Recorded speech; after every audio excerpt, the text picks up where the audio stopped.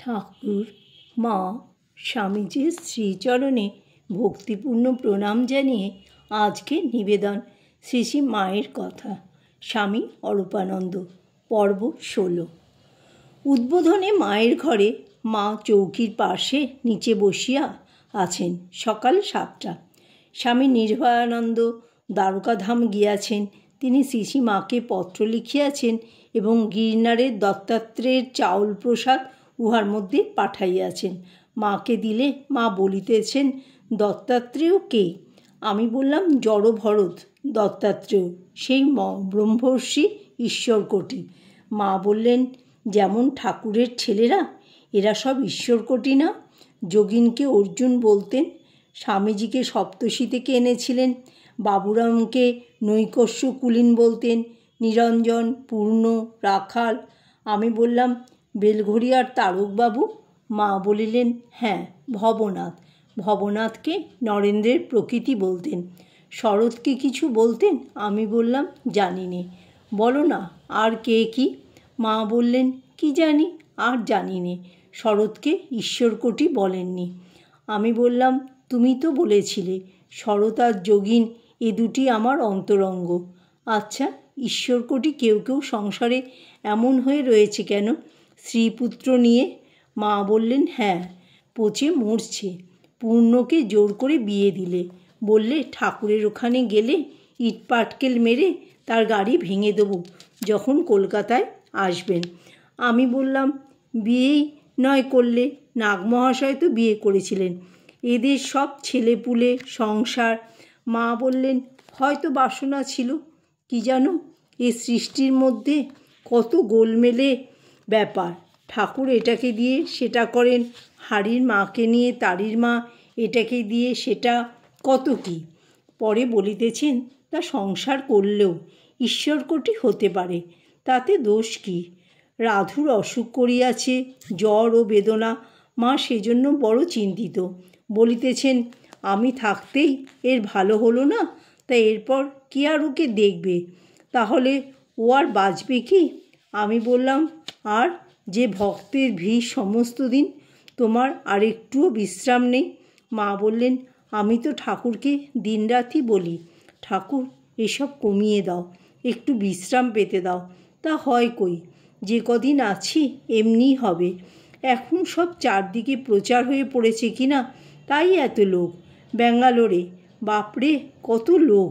পথে রেল থেকে নামতে সব পুষ্পবৃষ্টি হতে লাগলো। এত উঁচু হয়ে গেল রাস্তা। ঠাকুরেরও শেষটায় কত লোক। আমি তো এত বলি, কুলগুরুর কাছে মন্ত্র নাও, তারা প্রত্যাশা করে। আমার তো কিছু প্রত্যাশা নেই, তা ছাড়ে না, কাঁদে। দেখে দয়া হয়, আর আমারও শেষ হয়ে এলো। এখন যে কদিন আছি এমনিই হবেই। আমি বললাম, না না, তুমি এমন কথা কেন বলছো? তোমার শরীর ভালো আছে, বিশেষ কোনো কষ্ট তো নেই, তবে কেন যেতে চাও? ও কথা বলো না। এই সময়ে মায়ের মন কিছুদিন যাবৎ বড়ই উদাস ও বিষণ্ণ ছিল। নিচে গোলাপ মা কাহারও সহিত তর্ক করিতেছিলেন। মা জিজ্ঞাসা করিলেন, ওখানে কি তর্ক হচ্ছে আবার? আমি বললাম, গোলাপ মা কি বকছেন। মা বললেন, কথায় মত্ত হওয়া ভালো নয়, মন্দটাই ভেবে ভেবে দুঃখ পেতে হয়। গোলাপের সত্য কথা বলতে বলতে চক্ষুলজ্জা ভেঙে গেছে। আমি তো চক্ষুলজ্জা কিছুতেই ছাড়তে পারি না। অপ্রিয় বচন সত্য কদাপি না কয়। আর একদিনও গোলাপ মা এইরূপ একজনকে অপ্রিয় সত্য বলিয়াছিলেন। তাহাতে মা বলিলেন, ও কি গোলাপ, এ তোমার কীরকম স্বভাব হচ্ছে? দুপুরে একটা মাথা পাকলা লোক মায়ের কাছে আসিয়া ভারী গোলমাল করিয়াছিল।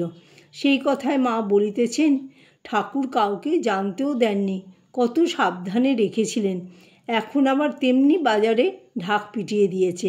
মাস্টারই এরূপ করলে, যত কথা কথামৃতে ছাপিয়ে দিয়ে মাথা বিগড়ে দিয়েছে। গিরিশবাবু ঠাকুরের উপর ওই রকম জোর গালমন্দ করেছে কি না, তাই ওরাও অমন করতে চাচ্ছে। আর কি কেবল এখানেই মন্ত্র নেওয়া? মঠে সব ছেলেরা আছে, তাদের কাছে মন্ত্র নিতে পারে না? তাদের কি শক্তি নেই? সবাই আমার কাছে পাঠিয়ে দিচ্ছে। আমি এমন কথা পর্যন্ত বলেছি যে কুলগুরু ত্যাগে মহাপাপ হয়, তবু ফিরবে না। আমি বললাম, তুমি যে মন্ত্র দাও সে তো ইচ্ছা করেই দাও।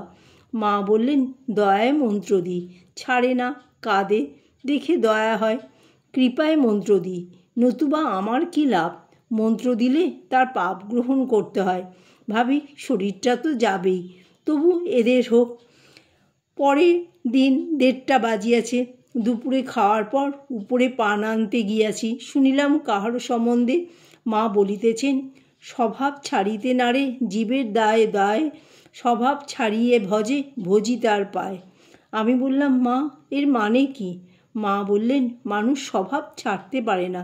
চৈতন্যদেব বলেছিলেন, পূর্ব স্বভাব ছেড়ে যে আমার ভজনা করে তাকে আমি ভজনা করি। আমি বললাম, তুমি জয়রামবাটিতে সেই যে বলেছিলে স্বভাব বদলালে তো হয়, আর একদিন বললে কারু কারু প্রকৃতিটি এমন যে দেখলে ভালোবাসতে ইচ্ছা করে, আবার কাউকে দেখলে কীরকম মনে হয়। মা বললেন, ঠিক বলেছ বাবা, তাই তো, স্বভাবই তো সব, আর কি আছে? আমি বললাম, শরৎ মহারাজ গোলাপ মার কথায় বলেছিলেন একটা ডাব দেবে তো বাড়ি শুদ্ধ চেঁচিয়ে বলবে। মা বললেন, হ্যাঁ, এদের কি স্বভাব হয়েছে এখন, একটুতেই চেঁচিয়ে মেচিয়ে অস্থির করে। যোগেন আগে এমন ছিল ধীর স্থির, এখন তা নেই। বাবা, সহ্যগুণ বড় গুণ, এর চেয়ে আর গুণ নেই। আমার বড় মাথা ধরিয়াছে। বৈকালে 4টার সময় উপরে গিয়াছি। মাকে বলিলাম, মা বড় মাথা ধরেছে। মা সব শুনিয়া বলিলেন, বোধহয় গরমে হয়েছে। এই বলিয়া নিজে তাড়াতাড়ি গিয়া একটা পাতায় করিয়া খানিকটা ঘি ও কর্পূর জলে মিশাইয়া হাত দিয়া মারিতে মারিতে আনিয়া আমার সমস্ত কপালে মালিশ করিতে লাগিলেন। বললেন, এ ওষুধ ঠাকুর লাগাতেন তার যখন মাথা ধরত। কয়েক মিনিট মালিশ করিবার পর আমারও একটু ভালো বোধ হইল। আমি নিচে আসিলাম। খানিক পরেই মাথা ধরা ছাড়িয়া গেল। মাকে গিয়া বলিলাম, মা মাথা ধরা থেমেছে। পোল্যান্ডের একটি মেম বেদান্ত শিক্ষার জন্য ভারতবর্ষে আসিয়াছেন। কলিকাতায় শ্রী শ্রী মায়ের সংবাদ পাইয়া তাহাকে দর্শন করিতে আসিয়াছেন। মেমটি মায়ের সঙ্গে কিছু কথাবার্তা কহিলেন। তিনি বাহাই সম্প্রদায়ের কথা উল্লেখ করিয়া বলিলেন, উহাও শ্রীরামকৃষ্ণের শিক্ষার অনুরূপ, সর্বধর্ম সমন্বয়। কথায় মনে হইল মেমটি ওই সম্প্রদায়ের ভুক্ত। মেমটি চলিয়া গেছে। মাকে জিজ্ঞাসা করিলাম, এই যে মেম এসেছিল কেমন দেখলে? মা বললেন, বেশ সব। আমি বললাম, এরা কত দূর থেকে এসেছে? পোল্যান্ড রুশের রাজ্য, রুশ জাপানে যুদ্ধ হয়েছিল না, সেই রুশের দেশ। মা বললেন, রুশিয়া দেশের লোক? ভয়ানক যোদ্ধার জাত। ধর্মশিক্ষার জন্য এদেশে এসেছে। লঙ্কায় 3-4 মাস ছিল। আমি বললাম, এখন সব চারিদিকে ছড়িয়ে পড়েছে। কোথায় পোল্যান্ড আর কোথায় উদ্বোধন অফিস, তোমার ধারণাও নেই। মা বললেন, ঠাকুর ভাব অবস্থায় বলেছিলেন, এরপর ঘরে ঘরে আমার পূজা হবে। আমার যে কত লোক তার কুলকিনারা নেই। নিবেদিতা বলেছিল, মা আমরাও বাঙালি, কর্মবিপাকে ওদেশে জন্মেছি, তা দেখবে আমরাও এমন বাঙালি হয়ে যাব যে ঠিক ঠিক ওদের এই শেষ জন্ম। জয় মা শারদা।